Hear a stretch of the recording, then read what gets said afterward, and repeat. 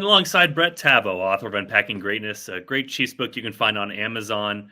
Brett, we're going to go over some of the details this past week against the Miami Dolphins. A big topic of discussion was the 3rd-and-short play calls. Actually, the Chiefs had an early one here against the Dolphins where they got the conversion, a 3rd-and-1 late where they didn't get it.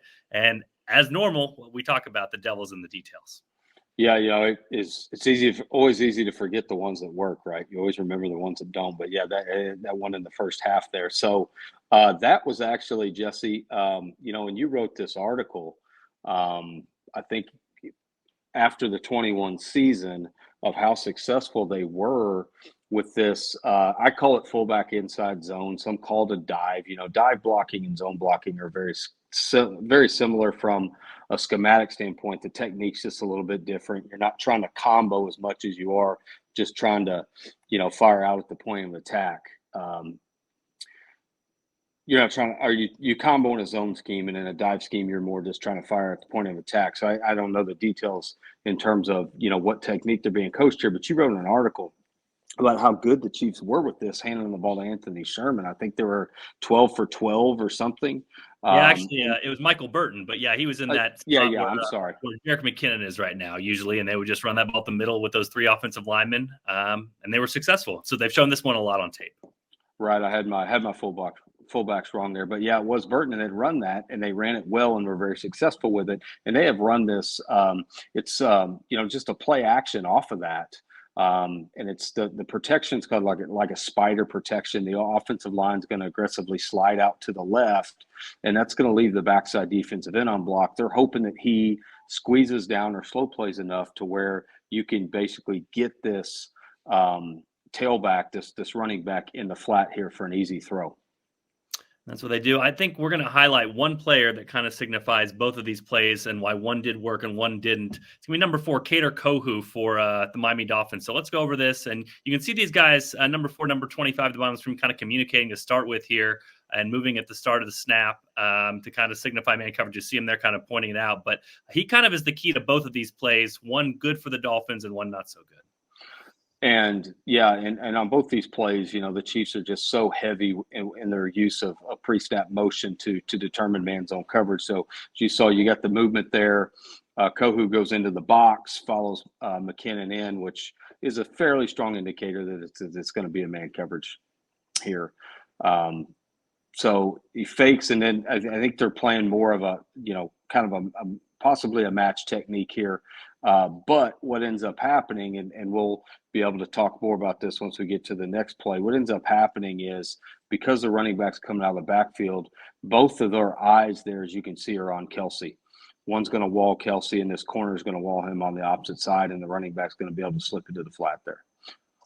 And Kelsey's so good at running these rub routes, kind of just rubbing off that defender. Successful doing it this time. Again, a big play for the Chiefs. Are able to convert this one. But as you kind of spoke to me about this, this is a play they've run before. They've had a tendency to run the ball here. It gets some eyes in the backfield. It gets Kohou kind of going toward the run play here, opens things up, and makes this a successful play for the Chiefs.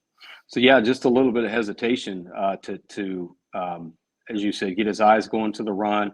One step is all it takes. And, that's exactly what the Chiefs are looking to dial up, is get that throw to the flat in this situation. And real quick, while we're here, we got to note Willie Gay at the bottom here, letting Kohou have it, point at him, yell at him, all those sorts of things. Kohou wanted his revenge on this one. So let's highlight him here and talk about this one. 3rd-and-1, obviously a big play that we've all talked about. Sure. And I'm having a hard time understanding just from a personnel standpoint. You've got Jerick McKinnon back there in the backfield. I can't think of a time where, I'm sure there's been a couple where he's been the back in an under center situation, the lone back. Usually that's Pacheco back there, maybe Edwards-Helaire a little bit. So to me, that's a pretty heavy sign that it's, he's going to be either out in the route or he's going to be protecting. So they're going to motion Kelsey across, and of course, the defender's going to travel with him. Yeah, that is Kohou. He's going to travel with him. So you've got man coverage here, but what it creates is a bunch set. This 3-receiver compressed set, and you're not going to find a lot of teams that play a true man coverage to bunch just because their ability to pick and rub out of that is a lot. It's a lot more natural, a lot easier. So a lot of teams will mix or match the coverage. And for example, one defender will be responsible for taking the first guy that comes out. One defender will be responsible for taking the first guy that comes in. One will be responsible for taking the first guy vertical, and that's exactly what happens here. And they're ready for the flat throw. Yeah, so if we go back here, watch Kelsey points out Kohu to Mahomes here. He says, hey, he's got me in man. So he thinks he has him there. And then Kelsey is going to try to rub here the inside defender to try to get his guy open. But instead, we talk about the man match principles where if you have a guy just covering the outside, this allows the Dolphins to defend this thing. And so Noah Gray, he's not open because Miami kind of switches this thing off. And as soon as that's taken away, it becomes a pretty low percentage play. And unfortunately, if you're not going to get the true man coverage and get that easy throw to the flat with that easy pick, I mean, this is just the numbers are stacked against you here big time. And then, I think Mahomes could have stayed with the concept a little bit more on the front side. McKinnon does a really good job. So the line's going to slide right. McKinnon does a really good job of cutting. I think that's Bradley Chubb there, getting his – cutting his knees out. And I think at this point, Mahomes has an opportunity to stay front side. And Jesse, you pointed this out to me, possibly get it to Sky Moore right here, who could run to the sideline. I know he breaks open late, but for some reason, Mahomes goes to the right, which I think Kelsey was going to that side of the field, and he's probably looking for him. Yeah, the other thing I thought about is Mahomes knows the concepts of these plays, and we talk about the flood routes. You always talk about these, Brett, where everybody's coming to one side of the field. Potentially, Mahomes knows nobody's on the other side. So when he's been in trouble lately, a lot of times instead of trusting his receivers or trusting the play, he's trusted his own legs. So maybe trying to escape here and just pick this thing up with the first down. But it is worth noting, watching here at the bottom of the screen, Sky Moore, yeah, he's got this guy's hips turned, and he's got some space there. So that's a ridiculously hard throw to make across the field, all those sorts of things. But maybe kind of speaks to where the Chiefs offense is right now, where if Mahomes needs a play, he's kind of going to himself instead of kind of trusting the offense and throwing to one of these guys and letting them make a play. Yeah, and I know you mentioned when you and I were talking before here that Andy Reid said something about how he feels like he owes the O-line one here. Sometimes it's kind of easy to pencil whip yourself and try to get a little bit too, I don't know if cute's the right word, because, you've got a great quarterback and you were successful in a somewhat similar scheme in the first half, but I think we're going to see moving forward maybe a little bit more of a tendency to kind of lean on Pacheco and those interior three in these situations. Yeah. Now that there's so much tape on, I think teams are going to be ready for these pick concepts, these flat throws on 3rd and 4th and short. Yeah, and what's he said in the locker room to the guy, said, hey, O-line, I owe you one, should have run on that play. So I think he will maybe go a little bit more trust to that. But, also interesting with all this stuff that's going on is just kind of where the Chiefs are offensively right now and kind of another sign of the things that they've been struggling with. But Andy Reid's so good early in the games with scripting plays. And so when we talk about this first one, this is probably something they knew in this situation. They're going to go man. They feel like they can get this play on him. And obviously the Chiefs march down the field on that first drive.